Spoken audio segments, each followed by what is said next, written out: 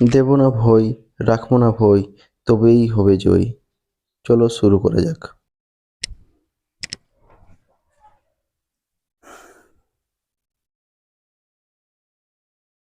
Hello বন্ধুরা, আজকে আমরা আলোচনা করব মাধ্যমিক চ্যাপ্টার 5 অর্থাৎ ক্লাস 10 চ্যাপ্টার 5 এর আলো চ্যাপ্টারটি।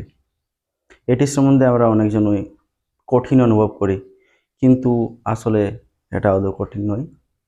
চলো আমরা কঠিন চ্যাপ্টারটিকে সহজ করা যাক। তো আজকে যেসব আলোচনা করব আমরা সেগুলি মন দিয়ে শুনবে। ওকে, তাহলে দেখা যাক কী কী বিষয় আজকে আলোচনা করা হবে। প্রথমে আলোচনা করা হবে আলোচ্য যেসব বিষয়গুলি রয়েছে আমাদের। তো এটা ক্লাস 10-এর আলোক চ্যাপ্টার। ক্লাস 9 এবং 8-এ আলোক চ্যাপ্টারে আলাদা আলাদা টপিক রয়েছে, কিন্তু ক্লাস 10-এ প্রথমে আমরা কিন্তু গোলীয় দর্পণ সম্বন্ধে জানব। তো আলোচ্য বিষয়গুলি হলো, ফার্স্টলি আমরা পাই গোলীয় দর্পণ। গোলীয় দর্পণ, এরপর পাবো গোলীয় দর্পণের প্রকারভেদ। প্রকারভেদের পর আমরা উত্তল দর্পণ সম্বন্ধে আলোচনা করব এবং অবতল দর্পণ সম্বন্ধে আলোচনা করব এবং সর্বশেষ গোলীয় দর্পণের বিশেষ অংশ সম্বন্ধে আলোচনা করব। এক্ষেত্রে আমরা অনেক কনসেপ্ট পেয়ে যাব যে গোলীয় দর্পণ কি। ওকে, তো ফার্স্ট গোলীয় দর্পণ আমরা দেখি। এটা যদি ছবি আঁকানো হয় যে গোলক, এটাকে যদি কোনো অংশকে কাটানো যায়, যদি কেটে দিই,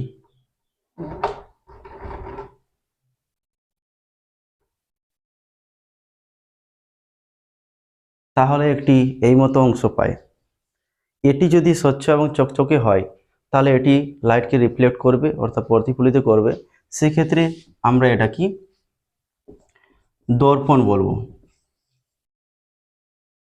অর্থাৎ কি জানা গেল যে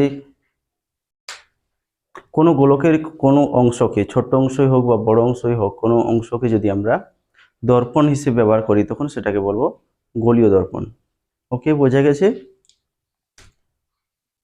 তাহলে যদি গোলীয় দর্পণের সংজ্ঞা বলা যায় তাহলে হচ্ছে যে কোনো গোলকের, অর্থাৎ কোনো গোলকের অংশকে যদি আমরা দর্পণ হিসেবে ব্যবহার করি তখন সেটাকে বলবো আমরা গোলীয় দর্পণ। ওকে, ইটস সিম্পল। তাহলে আমরা গোলীয় দর্পণের যদি ছবিটি আঁকি কোনো অংশকে, তাহলে এই মতো একটি ছবি পাই। আমরা উত্তল দিকও ব্যবহার করতে পারি এবং অবতল দিকও ব্যবহার করতে পারি। তো আমরা প্রথমে যে প্রকারভেদ, মানে কই প্রকারে দেখা যায়, তো এই অংশটি থেকে আমরা সহজেই জানতে পারছি যে এটি, মনে করো আমরা উত্তল দিকটা রং করে দিয়েছি, অবতল দিকটি ব্যবহার করছি আমরা দর্পণ হিসেবে। সেক্ষেত্রে অবতল দিক যেহেতু ব্যবহার করছি সেটাকে আমরা বলবো অবতল দর্পণ। এবং যদি অবতল দিকটা আমরা রং করে দিই আর উত্তল দিকটা আমরা দর্পণ হিসেবে ব্যবহার করি তখন সেটাকে নাম দেব উত্তল দর্পণ। তাহলে সহজেই বোঝা গেল আমরা ছবিটি আঁকবো, এইভাবে একটি ছবি আঁকবো এবং এটির কোর সাইড পাওয়া যাচ্ছে, দুটি সাইড পাওয়া যাচ্ছে, একটি অবতল দিক এবং একটি উত্তল দিক।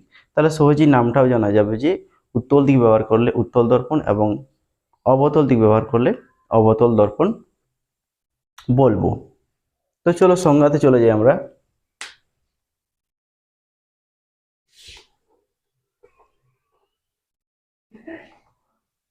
ওকে, নেক্সট আমাদের আছে উত্তল দর্পণ কাকে বলবো। তাহলে আগে আলোচিত হয়ে গেল আমাদের যে উত্তল দর্পণ কাকে বলবো।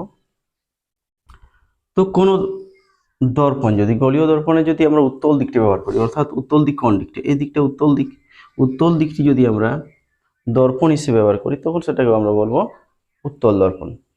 কোনো গোলীয় অংশের উত্তল দিক যদি আমরা দর্পণ হিসেবে ব্যবহার করি তখন সেটাকে বলবো উত্তল দর্পণ।